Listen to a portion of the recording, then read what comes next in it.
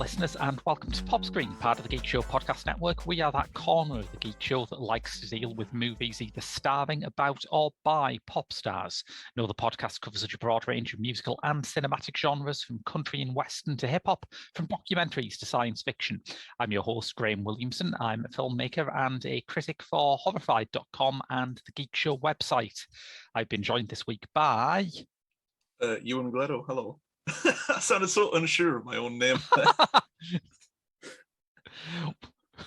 What do you do, Ewan, if you can remember? What do? I write, I think. Yes. I write for cult following Geek Show Clapper, Daily Star, Spark Sunderland, Newcastle World, all sorts of places really. You can go and read my nonsense everywhere. Yes. Let us take you back, listeners, to the halcyon, long-gone days of spring 2021. England was ending its second lockdown. A new podcast called Pop Screen was entrancing the nation, and everyone expected Chadwick Boseman to win the third posthumous Oscar in Academy Awards history.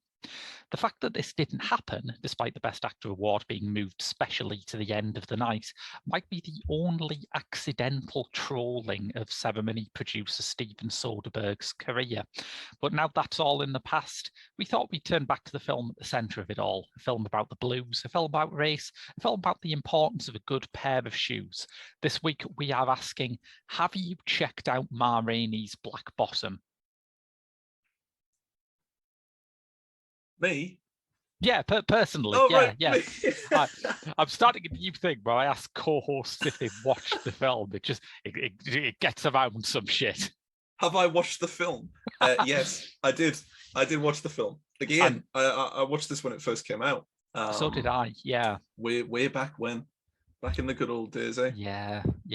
Won't see the likes of those days again.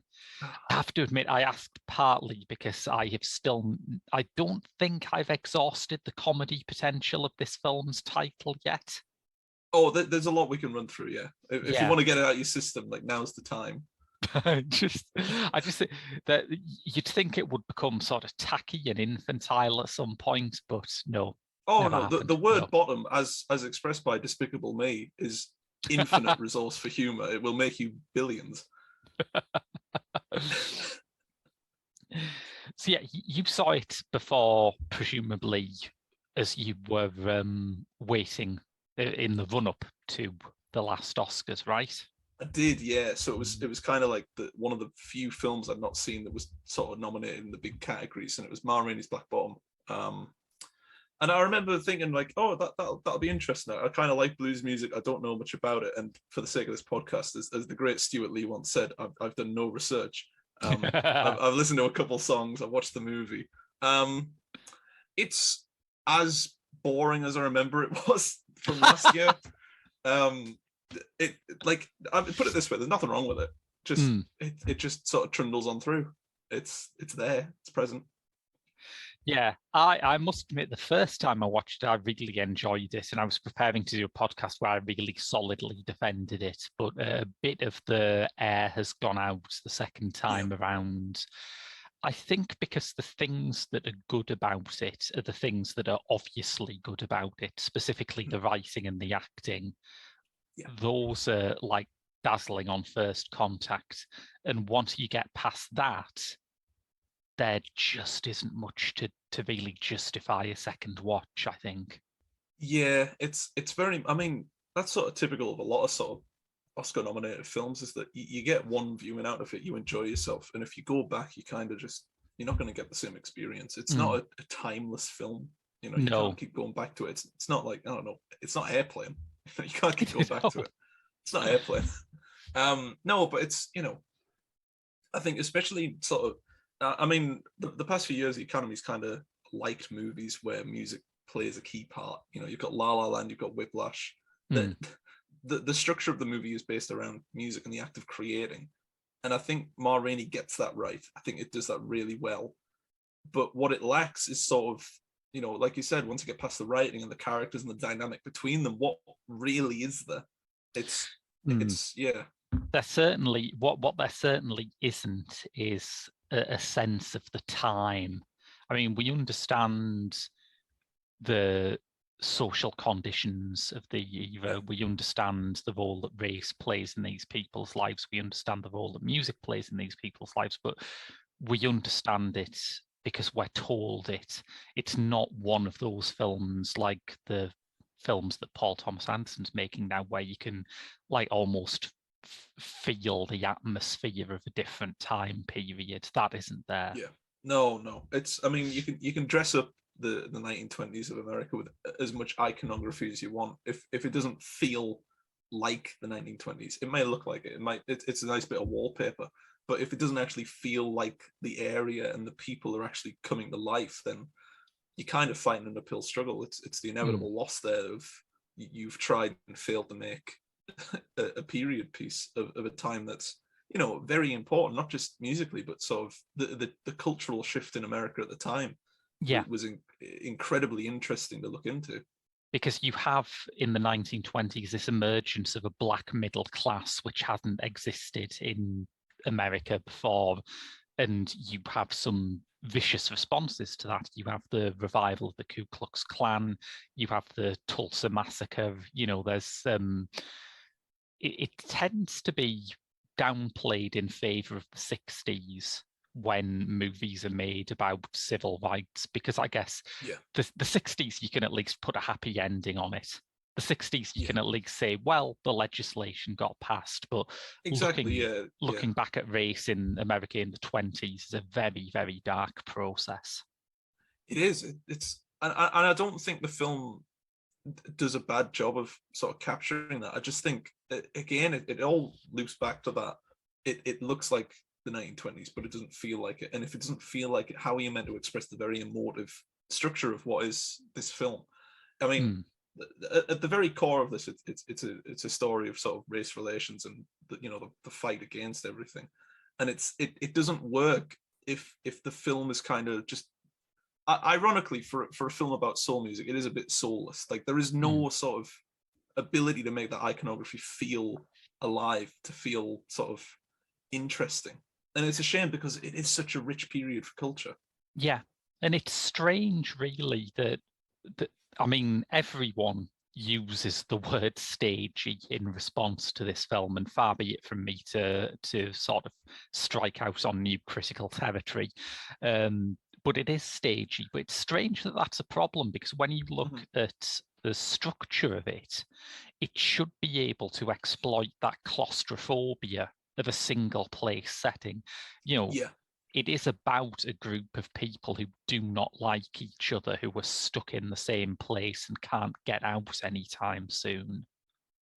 Yeah, exactly. And it's, there's so many films that sort of take the recording studio or that one room spectacle. It's like, I always think when we did Love and Mercy about the Beach Boys, the recording studio scenes in that were the best thing about that film. Just seeing the process of making music that has had such an impact on culture. It's great to see. It's one of the best experiences I've had with music related films. And it's strange how lacking that can be sometimes with Ma Rainey's Black Bottom. And it's because I think that they do fail to capture that claustrophobia. Even though the characters are literally close together, there's still a sense of, well, the world outside is wearing away, and you're getting, because it's trying to, shoehorn in that iconography, that it's failed to process properly. Because outside the window, you know that everything else is happening, because they need that to happen to express claustrophobic points inside. Yeah. And it is a hard line to sort of straddle. I have, I have sympathy for George C. Wolfe, who directed this. It's a hard sort of balance to get. What I don't think helps is that, you've got so many sort of, not throwaway lines, but you've got that much underlining it, because there is a lot to process about that period, that it kind of just gets itself lost. It gets itself tangled up in so many different experiences that it just doesn't know where to go with itself. And that's a lot to ask for a 90-minute movie. That's a lot. Yeah. We should explain a bit of the premise, because there's a band in the basement of a recording studio, who are rehearsing songs to be recorded with Rainey, a great blues singer who at this point in her career is kind of on the slide. Her protege, Bessie Smith, has eclipsed her. Smith was known as the Empress of the Blues, and I think if anything's going to give you an inferiority complex, it's knowing that the kid you trained is now called an empress. But there is one person, the cornet player, Levy, who is the Chadwick Boseman part, who has some new ideas, who has some new songs that he thinks he can sell, and who has a new arrangement for the songs that they're recording.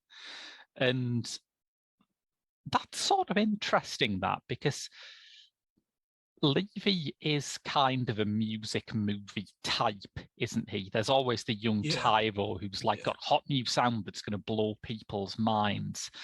And it does play out a bit like that, but not entirely, I think.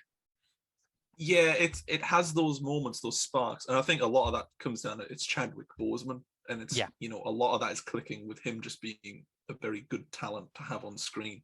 I mean, it's like, I remember going to the cinema to see 21 Bridges, and he was sort of the shining star of that mess. So that's a very dull film, 21 Bridges, isn't it? Yeah. I went to see it, and it was like 5 p.m. on a Saturday, and I was the only person there. So I think it did well getting that Amazon deal. But I think when you've got someone like Chadwick Boseman on screen, it really does elevate sort of the script. His performance is fantastic. It's one of the few shining moments that I have on rewatching this film. Is he actually sort of is the best person there? He does a lot better than Viola Davis, who. That's interesting. I do like Viola Davis's performance. Yeah. I would agree that Boseman is probably the most remarkable aspect of it, but I do think Davis is very good as well. I've always had a soft spot for Viola Davis ever since she was doing just tiny bit parts in I mean, Steven Soderbergh, again, Soderbergh's version of Solaris. Yes. She is extremely good in that, I thought. I think for me, it was seeing her in Rainey was just such a shock, because the last film I'd seen her in was Widows, which was unbelievable. She's fantastic in that. And it's sort of, it does kind of capture that sort of leading role mentality that she has, because she's a very, very good leading performer. And it's just a shame that around these really good performances and the really good script is that just an inability to cope with how much is going on. Yeah, it's funny this, because it's one of those lead performances where Rainey's screen time is not actually that much. And it draws into question the Academy's sort of criteria for considering something lead or supporting. Yeah. Wasn't it, I mean, the infamous one's Anthony Hopkins, isn't it? He was best actor and he was on the screen for about 15 minutes. Yes, yeah. Which is, I suppose it's a conversation of impact versus literal running time, I suppose. I mean, Silence of the Lambs, for instance, it's like 15 minutes of Anthony Hopkins, but it does feel like his presence is in the whole film. With Ma Rainey's Black Bottom, she's in the title at least, that'll do. It's you never the scenes with Viola Davis are great, but there's not enough of them. There's no sort of sense that there's no presence of her when she's not on screen. When you see the musicians fighting back and forth, there's no presence of Ma Rainey there, whether or not she is on screen. A lot of that comes down to sort of how the script ties itself together with different subplots and things like that. But there needs to be either more of Viola Davis in a physical presence on camera, or you need to make sure that the sort of wishes of Ma Rainey and what she was wanting to do at the time are underscoring the arguments and the infighting. And I don't think either quite works. I think in a strange way, she could have had more impact if she was on screen even less, because there's a couple of scenes that have been added to August Wilson's play where you see Ma Rainey out in the real world. And I think I can see the idea behind those things. I think it helps that we start off with her giving this amazing performance, and you do understand why she was such a big deal. But it's sort of like it is a bit like starting a production of Waiting for Godot with, Godot getting on a train, because so much of the tension of the first act is about people waiting for Ma Rainey and waiting for this kind of regal presence to present itself in the studio, and having a couple of essentially wordless scenes, even though I like them as scenes, just punctures that tension, really. Because so the tension there is that they are waiting for her to see, they're waiting to see Ma Rainey for the first time. The audience should be waiting to see Ma Rainey for the first time along with them. It's simple little things like that make such an impact, and it's really quite strange. It's like, if we're waiting alongside characters who are tense, we're going to feed off of that tension. We can't feed off of that tension if we see her just sort of wandering around going, oh yeah, it's a lovely day, isn't it? It's like, I understand the need to, again, it's sort of the battle between, he either has to show off the iconography to set the scene for later moments, or you get the tension of characters who are worried. And I think he gets, it's a gamble either way, but I think he gets it wrong. I think it would be much better to go with that tension. Aside from anything else, the scenes that they have added reminded me very much of when you're watching a Shakespeare adaptation and suddenly there's a scene where absolutely no one talks and everyone goes out of their way to remain silent. And you think, why is that happening? Oh yeah, this wasn't in the original play, wasn't it? And nobody wants to write iambic pentameter anymore. It's an inevitability. You can't get around these things, but I just think there must be something that you can do to sort of rein it in, almost. It's like, if you want the tension, because there are tense scenes in Ma Rainey, especially, you can't escape the tension of the final third. No, absolutely but a lot of that, not. No. A lot of that would be built better had it been for those opening moments where you're waiting with the characters while they're, absolutely terrified. Yeah, and it's the right build-up in the first and second act that need to happen to make the third act so much better, because the third act is probably the best of the three. It's where it all comes to a head, but it comes to a head a lot worse than it should because of the first two acts. It feels more jolting and less inevitable, doesn't it? Yeah. Absolutely, yeah. I think that third act, as you say, is terrific, and I don't think that Chadwick Boseman's performance needs special pleading. I don't think it's good because he died young, but I think when he is like crying out to God and asking God to strike him down, there is an extra power to that, because you're looking at someone who was dying when he made it. Yeah, it's I think it's a lot of performances when you watch them. It's like if you watch an old film like a John Wayne film, John Wayne's dead, but it's, you just see him as a performer. I think there are very rare instances where you're like, their death has left an impact on that role. Yeah. I think Chadwick Boseman in this is one of those where it's, you can definitely feel that there's something more to it. And it's just a shame that this great performance is contained in a film that was a bit naff. It's kind of the back and forth of it. You've got Chadwick Boseman, probably his career best. It was a tragically short career, but that's one of his best films. But surrounding him is people that are feeding that, people that are sort of feeding that tension, making sure he gets that sort of spotlight hitting moment to put him towards best actor. And I don't know, I remember the controversy around that, and I remember thinking at the time, it's like, well, Anthony Hopkins probably did give the best performance that year. That's fair.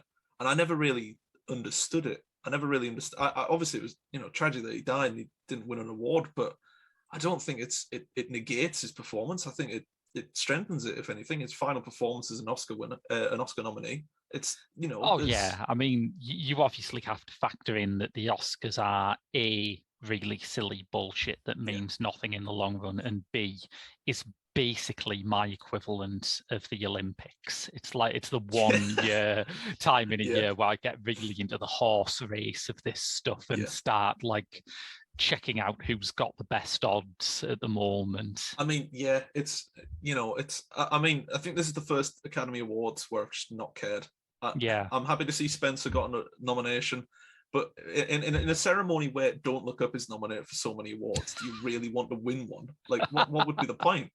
If anything, it's a stain rather than an award. Like, honestly, just I'm pretty sure this is the first podcast we've recorded since the Oscar nominations came out. The listeners will have already heard a very awkward chat with my colleague Mark Harrison, where we review Licorice Pizza from the standpoint of, boy, I hope this gets Oscar nominations or we're going to look so thick. But you know what? Because I was meant to do that one with you, and there are no cinemas near me that were showing it. But you know what they are showing? That they're showing the 35mm print of Memoria, which is like gold dust over here. Yeah. Why can I not get Paul Thomas Anderson's Licorice Pizza, which is, a commercial release? It should be in every cinema. I can't get that on Nightmare Alley, but I can get Tilda Swinton's latest project where it's not going to release. That is absolutely bananas. I mean, I went and saw Memoria, neither. But if you ask me what is the less accessible film, Licorice Pizza or Memoria, it's not a difficult question, is it? No. When I used to live in Sunderland, it was literally before cinemas closed, before the pandemic, they were still showing Frozen 2 in like March 2020. Yeah. And that's how bad it got around me. And it's, I looked at the screenings last week and all that's playing now is Jackass Forever. And I want to see that, but I'm not traveling 40 minutes to see a film that's playing twice in a day. Yeah. It's madness. But I mean, that's the beauty of Netflix, isn't it? And well, yes, that's interesting because this is a Netflix release. And I think the original idea was that Denzel Washington had struck a deal with HBO or HBO/Warner Brothers, this enormous entity that exists now. Yeah, wasn't it like he had a 10-picture deal with HBO or something? It was mad. He did, yeah. But, Warner Brothers were probably happy to do something where there won't be people agitating that they release an as yet uncompleted director's cut. Oh no! But part of the plan with that was that he was going to do August Wilson's entire century cycle of, I believe there's 7 plays, of which this is play 5. He did Fences, which is the first one, also starred Viola Davis, got her Best Supporting Actress at the Oscars. And then this switched to Netflix, which, I mean, Netflix isn't the same thing as straight to video was in the olden days, but it's getting there. It's what, Texas Chainsaw Massacre? The editor of that film twice gave it to the screening audiences. They all hated it, so they thought Netflix will buy this. So they packaged it up and fired it over to Netflix. And now it's an original. It's the beautiful game. But at least there's, with Ma Rainey's Black Bottom, when you see Netflix on that, you don't immediately think, oh no. You think, well, look at the quality on the poster. You've got Chadwick Boseman, you've got Viola Davis, and you've got Denzel Washington producing. That's a lot of talent there, Absolutely, yeah. I wonder if maybe this whole thing wouldn't have been sort of shunted from pillar to post if they'd gone with their original plan for the next one, or if they'd moved that forward, because the next one they were going to do was The Piano Lesson, which is still going ahead. It's going to have Samuel L. Jackson and John David Washington in, which is a pair that I'd watch in anything. Yeah. But originally, though, it was going to be directed by Barry Jenkins. And I do remember thinking, well, if anyone can crack how to make this look like a movie with a capital M, it's got to be Barry Jenkins. But he's dropped out, sadly. I don't know who's doing it now. Just get George C. Wolfe back. Yeah, fine. He did a bang up job of Ma Rainey. It'll do. Some of these are going to be hard sells. I've got the list of the Pittsburgh cycle up here, and there's one called Radio Golf, which to my mind is 2 of the least cinematic words in one title. Yeah, I can't unless he's going to go down the Happy Gilmore route, and I don't think that's a wise choice. Yeah, I mean, that's a bit strange. But also what I think is strange as well is that, Denzel Washington is a director and he's a performer as well. And he's quite a good director. Yeah. Why is he not just directing these himself if nobody else will take them? Why doesn't he just plant himself down and say, look, these are my projects. I'm going to make them. Like, they're going to be surefire awards contenders. You know? I mean, you look at Fences, that won a fair deal. Ma Rainey, all right, didn't win all of its big nominations, but 5 Academy Award nominations and 2 wins is pretty good. Yeah, did Why doesn't he well just in a take lot the of the plunge? ceremonies running up to the Oscars as well. Yeah. No, it's quite strange. In terms of how it depicts the real Ma Rainey, I think it's a pretty faithful version. I mean, it is a shame that like this, every single film about Ma Rainey has to be about her on the slide. She's appeared as a character in Dee Reese's film Bessie, which is about Bessie Smith. And so the fact that it's about Bessie Smith means that Ma Rainey has to be the sort of the Falstaff to her Prince Hal, really. Yeah. And now she's here, like at the back end of her career. But I think it does well by her. And I wonder, in a previous era of Hollywood, I think they would have been very antsy about the sexual aspect to this film. And that would be a shame because the sexual aspect is a pretty huge part of Ma Rainey's music. Yeah. And it's, just to go back to that point about sort of the fall being so commonly attributed to Ma Rainey's adaptations, do you think that's just sort of a bit ghoulish? And you see that a lot with biopics about musicians. I'm thinking Walk the Line more than anything else, where a lot of that is sort of toiling in the disaster, essentially, because it's the most interesting bit, I suppose, mainly because there's more to talk about. Nobody wants to see somebody succeed and succeed and succeed. It's why Tom Hanks will never have a biopic. And it's it's with Ma Rainey, there's that much disaster going on around her. It's such a, at the end of it all, it's horrific what happens. But it's, people want to see that rather than, oh wow, she essentially cultivated a new genre of music and became such an icon for a time period. And that's very interesting, obviously, and seeing the process of that would be interesting. But for the average viewer who's like, oh, what's on tonight? Saturday night, pop a film on. To them, it's like they want to see sex and violence and music as well. That's the trilogy, isn't it? It's the triple sex, violence, music. It's a shame though, because I do think Ma Rainey lived a very interesting life. She had a lot of good songs, and it was very nice because, when you asked me to do this podcast, I was terrified because I'd not listened to any of her music. Yeah. But stuff like Blood and Booze is fantastic. It's so nice, and it's, I've always had a nice little soft spot for blues music, but more the jazz proportion of it in the 1950s and 60s. Like Otis Redding and Miles Davis. I enjoy that music. It's really nice. And it's the lack of lyrics I like. I think I just like to listen to the sort of insanity of jazz. Yes. It's marvelous. But that sort of creativity is explored a bit in Ma Rainey. I do think they get that a little bit right. That largely comes through with Levy, who I think does have this interesting arc in terms of his music, where at the start you expect him to be the guy who's figured out the hot new sound before anyone else.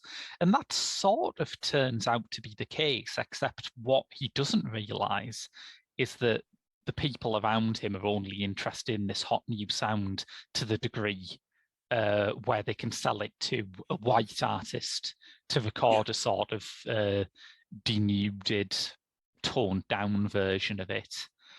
And even though Levy is a pretty unlikable character in a lot of ways, you feel awful for him because he is genuinely creative. There's that fantastic bit where he has sex with Taylor Page's character on a piano. It's banging around, going dang, dang, dang, and I think, oh wow, he's invented free jazz now. He's an innovator at the best of times, is Levy. No, you're right. He's probably the worst character of the bunch just because of, I think it's one of those things where it's a character that knows he's talented, but he's not being listened to. It's a literal case of he's just born in the wrong generation. He has a lot to offer, but the most popular music at the time is pushing against what his idea is. Yeah. And it's a fantastic performance. And I think a lot of that comes through with sort of Toledo, who's played by Glyn Turman. I definitely didn't look at my other monitor to check that. Glyn Turman plays Toledo. I think that performance is great. And I did watch the little mini documentary Netflix did, and he hosts that. What you call it? A Legacy Brought to Screen. Yeah. And that was very good. It was sadly better than the film itself because it takes them half an hour to sort of say, this is why we made the film. This is the importance of this culture on the modern era of music and the modern era of creatives in that field, and why it works and why we wanted to bring that to the film. And it's like, well, just say that next time. That's easier than trying to, pull it out in 90 minutes and then thinking, oh my God, we probably should have made this 3 hours. Because to be honest, it's one of those things where films are getting longer and longer and more, like Licorice Pizza was like 2.5 hours, wasn't it? Yeah. To see a 90-minute film getting nominations for Academy Awards it's insane. It's madness. But it's one of the things about making a film about blues is that I now think the music is so far in the past that it's very hard to make a drama about it and have the audience understand what the stakes are. If you made a film about blues in the 1980s, even the 1990s, you would at least have an audience who would watch it and think, this is where rock and roll comes from. That's the music I like. But now rock and roll is kind of an antique form as well. So I think like the best portrayal of blues I've seen on screen this century is, did you ever see that mini-series Martin Scorsese did in the early noughties? Mini-series? Yeah. Is this the one with Clint Eastwood directed one? And yes, I've seen bits of that because I was just going to mention Clint Eastwood actually because he did a film with Forrest Whitaker in the 1980s, which I can't remember the name of, and I'm googling it now. Yeah, Bird was quite good. And again, it's just to riff on your point about it being the right time. That's the right time. It's 1988. It's just you're almost in the 90s. The Beastie Boys are about to take over. Prepare yourself. But then you've got the blues, and it has. I mean, we're coming up on 100 years since these recordings in Ma Rainey's Black Bottom took place. Yeah, I imagine the people that were actually around for that time, they're not anymore. It's one thing to adapt the early stages of music because it is very interesting, it's very rich, but it's figuring out how to make it, adaptable, but also keeping the faith of what that music was about. It's about keeping the sanctity of that, but also make sure a new audience are like, oh, this looks interesting. And that's a very hard line to sort of follow. So what they have to do is sort of up the drama, bring the big names in, and then sort of trick an audience into thinking, oh, well, I've learned something about a music that was from 100 years ago, which is great. And it'll have to happen more and more. I hate to think in about 40 years time, because we always see like the nostalgia trips, the 80s is very popular now with the fluorescent lights. Yeah. In 20 years time, when like the Oasis biopics come out and Blur's off in the background, it's going to be very difficult. And it's going to be even more difficult for music of the 1960s because they've already been adapted. That's good and dead and buried. Yeah. But when you've got people like Bob Dylan or Joan Baez or Patti Smith, how are their adaptations going to look in 30, 40 years' time? Because that audience, there'll be people like me and you who are still around, but the actual audience that grew up with that music aren't there for it anymore. Yeah, you would have to link it into something that exists at the time, which is one reason why, as you said, in the 80s, you had this sudden range of jazz films like Bird and Round Midnight and a few others like that. And you can see that in the popular music at the time. You've got people like Sade in the 80s, whose roots are very obviously in jazz. So that made sense to an audience. I think if a director made a film about jazz now, I suppose you could probably do it as kind of, if you could kind of link it into Kamasi Washington or Sons of Kemet or someone like that, but you would have to work quite hard, I think, to paint it as something other than an old director's indulgence. Yeah, to put on the commercial hat for a moment, if you make a film about jazz artists in the 1920s, you're not going to make much money. No. It could be the best film ever made, and you're going to rake in about half your budget at the box office. Which is why I suppose, Ma Rainey's Black Bottom was, 25 million to make? Yeah, something like that. So selling that to Netflix, we'll never know how much it would have made. No, It's we'll never know how many people watched it. We'll never know anything about it. I'm not sure I've watched the film thanks to oh yeah, Netflix's obsessive secrecy. it could have just been a dream. I don't know, but it's sort of it's a shame because it would be nice to sort of figure out what the effect is, what profit they've made, what are the margins for the success of Ma Rainey's Black Bottom. If we've got to translate the profit into viewing figures, then what is it?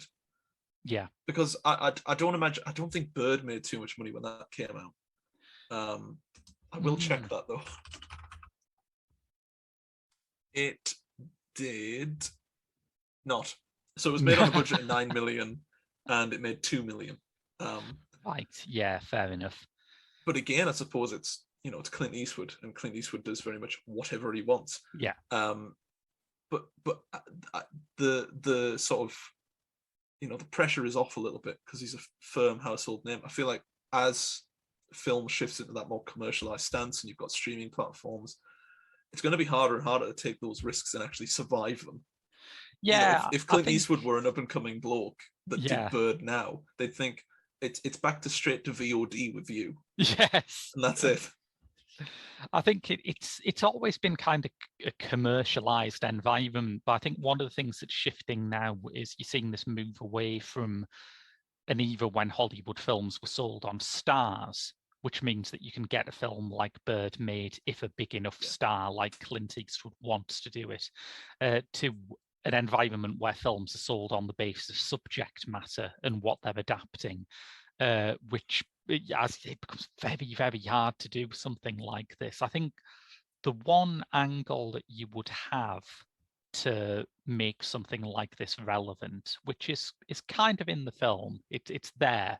It's maybe not as front and center as it could have been, but it's there, is to deal with the aspects of race and sexuality that feed into conversations we've been having now, and that you can sell it on the basis that this film would just have been impossible to make in a previous era. If you'd made it in the 60s, you might have still had people who felt a certain nostalgia for blues music, but it would have also meant selling a movie about a queer black woman in the 1960s, and good luck with that.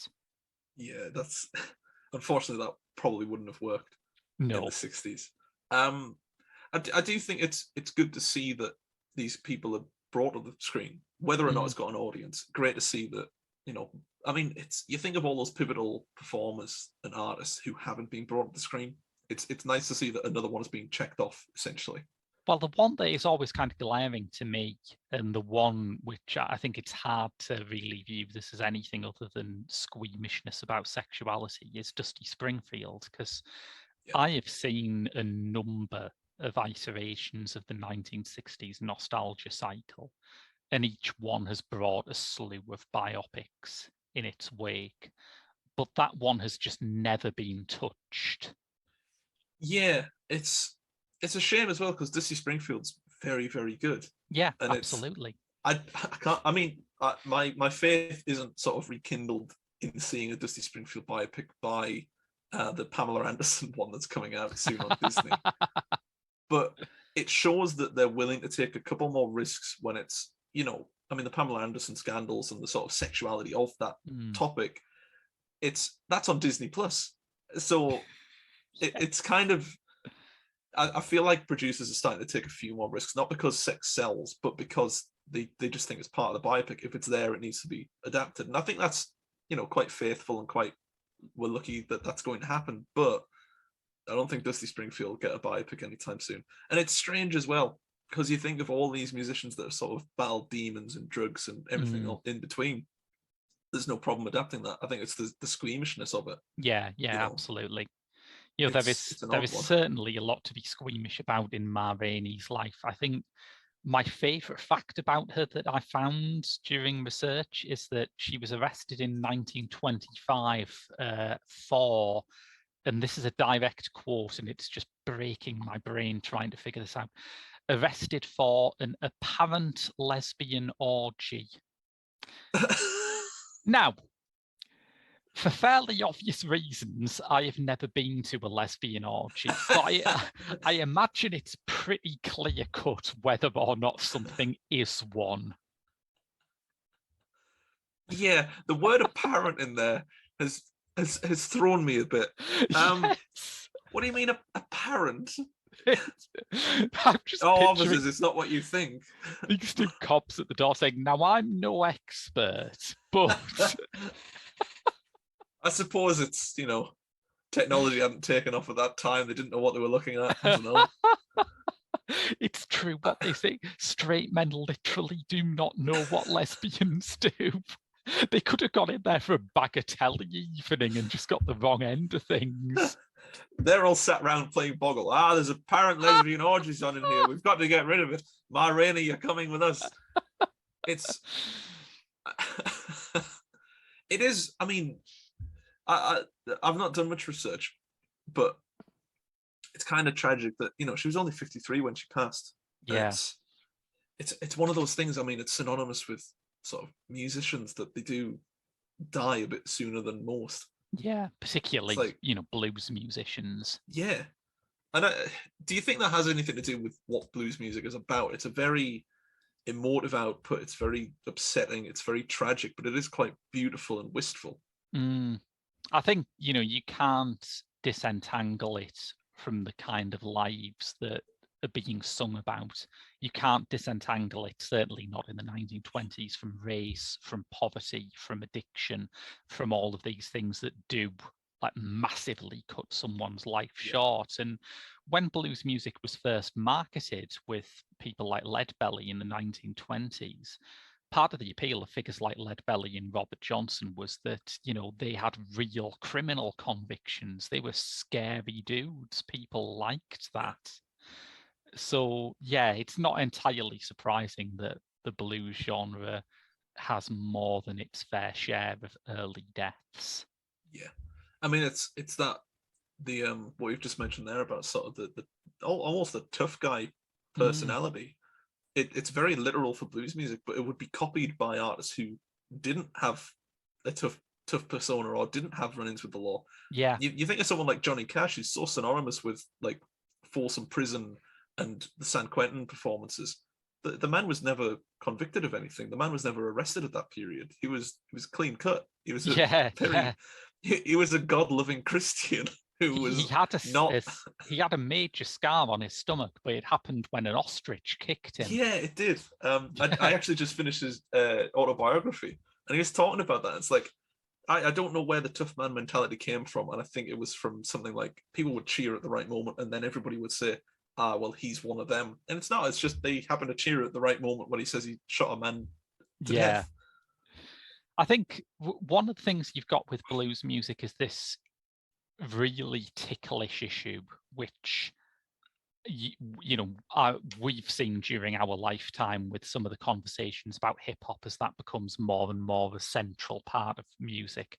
But that idea of marketing black sort of hardship and black criminality to a majority white audience, and it catches people in a bind that obviously there are plenty of black artists who would rather not be marketed in this way, but once it becomes so successful, it becomes inescapable. You end up, as you say, with artists who've had no particularly tough background and no run-ins with the law, pretending that they have, because that's what sells.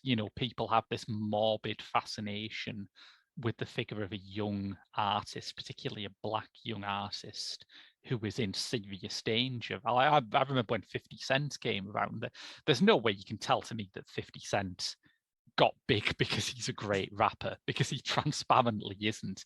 But all of the press at the start was like, he's been shot 9 times, Yeah. It's the figure around it that makes the music sort of propel to the next level. I mean, if you look at the realm of pop right now, you kind of don't get that. Pop right now to me is just sort of a strange entity, because you've got no personality and no real difference of music between people like Ed Sheeran, Justin Bieber, Ariana Grande. I'm going to sound really old when I say this, but I genuinely, I don't get it. Yeah. Like, what is it about them, either personality-wise or musically, that people are fascinated with and find engaging. Because, you know, when I think of sort of the artists I'm into, they're either very good musicians like Elvis Costello, or they've got a lot of sort of great ideas about music and are continuing to do that, like Jarvis Cocker. So there's sort of the spectrum we're on. Where does Ed Sheeran fall into that? Who has just won a Brit Award for Best Songwriter of the Year in a year where Bob Dylan is still making music? They thought Ed Sheeran's the man for us. He's built the Lego house. Now he's built the bloody Brit Awards. But seriously, I don't get it, because for me, it's music is either about personality or it's about good writing. You can either have both or one. And Ed Sheeran has neither. Not to just focus on Ed Sheeran, but a lot of pop artists now, the very popular chart toppers, have neither. I mean, I don't get it. It's funny, but if you look at the 20s, it's, you know, Ma Rainey had personality, she had passion in her music, and I don't get it. Yeah, it's funny because I think there is a slight fear now which exists among the very elite media class and nowhere else, but they are the elite media class, so we all have to suffer through their paranoia. There is this terror of marketing someone who's a bit too wild, you know, and you will talk that certainly there are some very bland pop stars out there, and you've just mentioned several of them, but I don't think the market is like against someone with a bit more personality. I just think there's this terror of actually investing in someone like that. But it always strikes me as very odd when you talk to like middle-aged journalists and they go on about how the young people today, they won't accept anyone unless they're 100% perfect, and if they do something that's even slightly wrong, you know, they'll cancel them. And you think, where does Cardi B fit into this equation exactly? I was just about to say, I don't think Kanye West is the most level-headed mind to grace music in the past 20 years. I'm pretty sure people like his personality and his music. That's probably the best example of it, really, is that Kanye West can say he's going to run for president, but also release a new album and sort of reap the benefits of both. But it's because of the acceptance of his personality. I think it's a lot of it comes down to whether or not a person likes the musician. Like, I don't like the Gallagher brothers. I don't like Noel or Liam Gallagher. And as a consequence of that, I really don't like their music.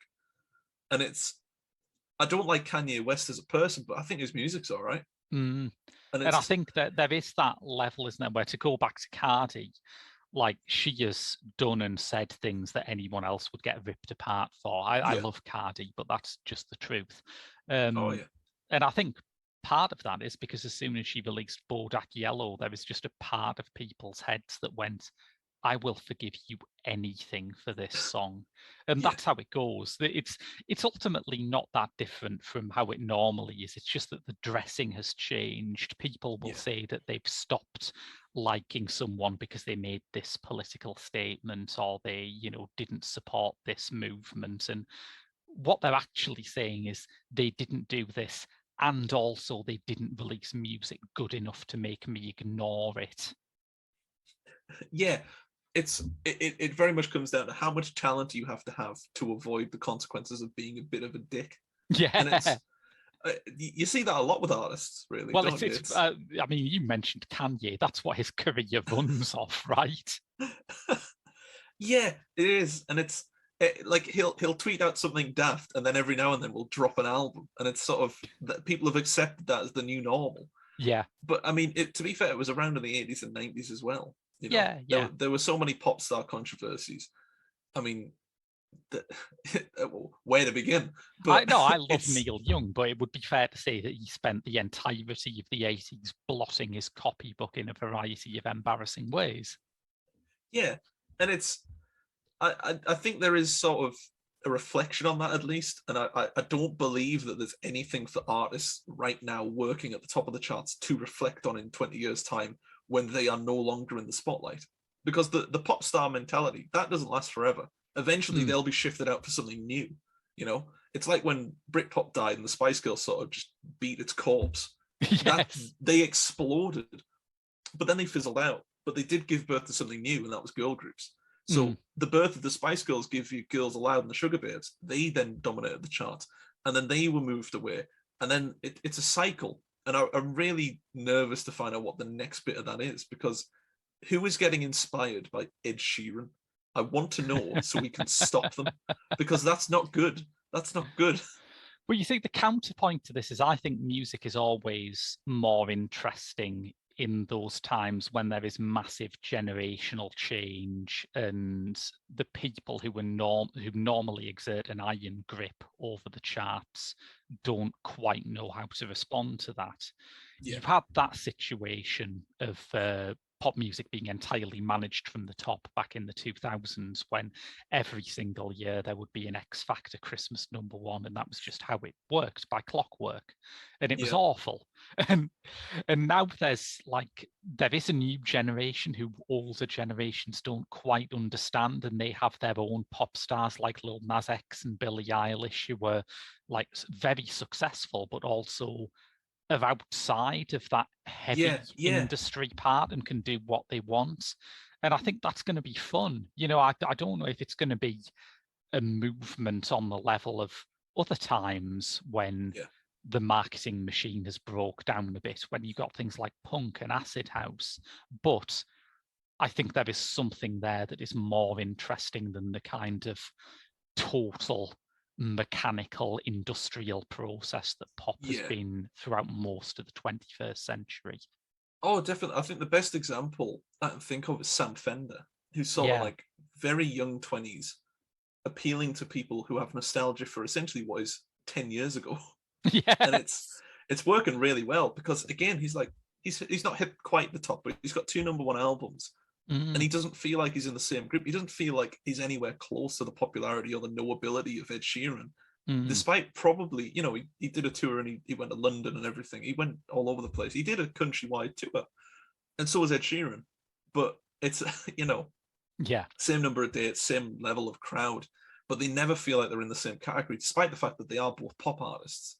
Like, as much as Sam Fender is incredible and he's a trailblazing indie artist that's going to have a grand career, he is a pop artist.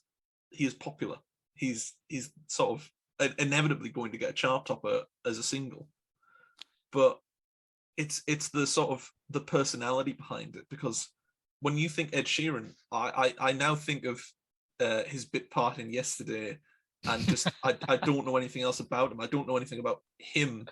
And I don't know anything about him from not just listening to his music, but also from seeing his appearances. I don't know anything about him as a person. Whereas Sam Fender, or just to link it back to what we're on about Ma Rainey, when you listen to the music, when you see their personality and their persona come through, you learn more about them, because they're creative people. And I'm not saying I'm not saying Ed Sheeran isn't creative. I'm just saying that his music doesn't feel personal. I don't feel like we're learning something intricate or intense about him. Not because he doesn't want to share it, but because it's not commercially viable. Well, the classic instance with Ed Sheeran is when he spent ages traveling in between albums, and he came back with Galway Girl, a song which, if memory serves, observed that the Irish like Guinness and dance a bit. So, they say travel broadens the mind, I guess. But you can only broaden small minds so much.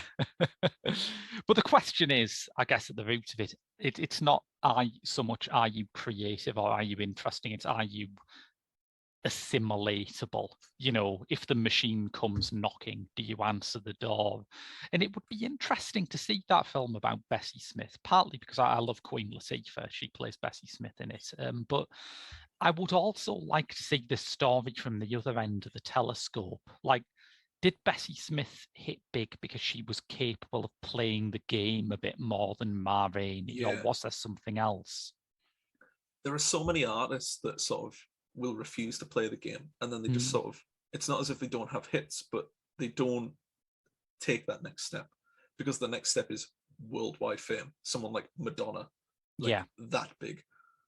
And it's rather telling that a lot of artists actively say no thanks. And it's, I think with what you've just said there, it would be interesting to see the other side of the spectrum, because Ma Rainey's Black Bottom, it shows someone that's sort of engulfed by their own ego and their own power, even though it's faded entirely. It's that scene where she just refuses to start the recording because she's not got a drink. Yes, the little things like that. that really play up the fact that one, she is still tripping on the power she no longer has, but two, has not yet realized she doesn't have it anymore. And that's a really great comparison to make in a film like this. It's Viola Davis used sparingly would make that scene so much nicer and so much grander, because essentially you have an artist that walks in and says, where are my requirements? Yes. Well, we don't have them. Why not? And it's that admission that the power is gone that Ma Rainey's Black Bottom kind of fails to focus on, because they're more focused on sort of the creative process and the actual terror of what happened, rather than the artist at the heart of it, who kind of feels like an odd choice to sell the movie on when she's, not quite there all the time. Yeah, I guess still sort of about. When you've sort of signed up to this project of filming all of the Pittsburgh cycle on the basis of textual fidelity, you can't really change the title. But I do think it is misleading. It's not a movie about Ma Rainey.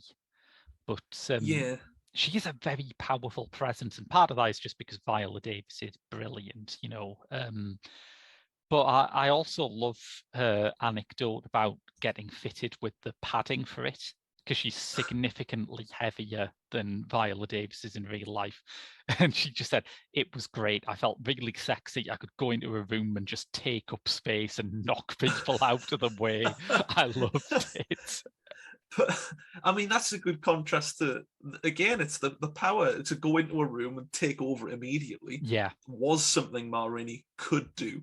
But at this time that the movie's taking place in, she couldn't do that anymore, because it was moving on. The music was moving on, and she'd lost her power because of her protege. And it's such a nice power contrast that just Wolf doesn't adapt it too well. It's a bit lacking. Where is it? You need that real intensity. And I suppose it would have helped if they'd had, like, I don't know, I hate to say it, but like a before scene where it's like you get to see that power, because a lot of audiences aren't going to know really about that. She's still dominating the room. It's just that the room's getting smaller and smaller. Yeah, exactly. Yeah. And it's kind of nice to see that, it's not a bare bones cast, but when you're actually in those isolated moments, it's quite, quite grand rooms with just a few people in it. And they're kind of just sick of her shit, really, at the best of times. Yeah. Well, any closing thoughts before we wrap up? Nah. I think, I mean, firstly, thank you for inviting me to this one, because this was sort of, it was good to experience a new musician who I had heard of but not engaged with. That was a grand experience, because Ma Rainey's a very great talent. It's just a shame the film doesn't quite explore that. Almost, it is, like you said, misleading.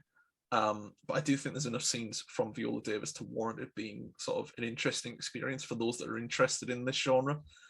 I don't know why Netflix thought it would appeal to their user base of 16 to 24-year-olds. But Netflix just think, let's fling shit out. Who cares what it is? Texas Chainsaw Massacre's coming out soon. Netflix have a policy of saturation marketing everything on their front page, unless it's an Olivier Assayas film, in which case they'll bury it, the fuckers. That's the thing, though. It's like, I mean, 10 years ago, VOD was massive. And now streaming's about. Like, Bruce Willis still makes movies. They're just hidden. It's terrifying. You have to be a Willis archaeologist to find out about them. It's a dire system. It's truly, it's horrifying. Well, listeners, if you enjoyed that, you can get bonus episodes of Pop Screen on our Patreon at www.patreon.com/The Geek Show. You can also tune into our social media at Facebook, Twitter, and Instagram. We're always at TGS_The Geek Show. But until next week, that's been your lot. I've been Graham. I've been Ewan. And we'll see you later.